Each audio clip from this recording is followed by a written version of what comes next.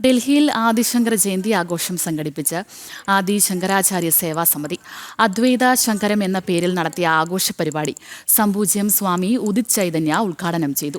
രാജ്യസഭാ MP Sadanandan master, Delhi പ്രാന്തകാര്യവാഹ് Anil Gupta തുടങ്ങിയവർ പങ്കെടുത്തു. ഇതോടുകൂടി ഫസ്റ്റ് എഡിഷൻ പൂർണ്ണമാവുകയാണ്. നമസ്തേ. പരം ജ്യോതി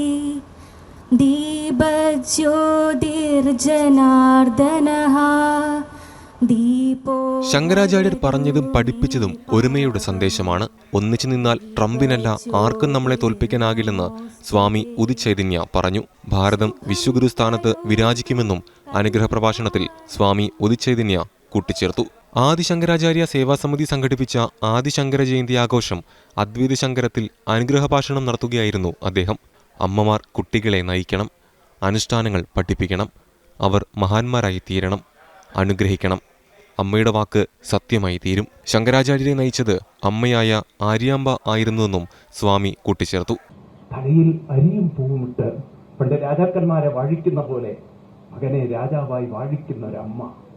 അങ്ങനെ ഒരു അമ്മയായിരുന്നു ശങ്കരാചാര്യ സ്വാമികളുടെ ആര്യാമ്പ അമ്മ.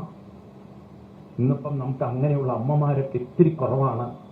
നമുക്ക് മാറണം. ഇവിടെ ഇരിക്കുന്ന ഓരോ അമ്മമാരും ആര്യാമ്പമാരായി മാറണം. കുട്ടികളുടെ പിറന്നാൾ നമുക്ക് തലയിൽ അരിയും പൂട്ടുകൊണ്ട് പറയണം, നീ മഹാനായി തീരണം, നീ മഹാനായി തീരണം. അത് അമ്മയുടെ വാക്ക് അതുപോലെയായി തീരും. അതുപോലെ തന്നെ അവരെയും അനുഷ്ഠാനങ്ങൾ ചെയ്യണം. അനുഷ്ഠാനങ്ങൾ ചെയ്യുമ്പോഴാണ് ആത്മബലം ഉണ്ടാവുക. ആദിശങ്കരാചാര്യ സ്വാമികൾ ഓർമ്മിപ്പിക്കുകയാണ്.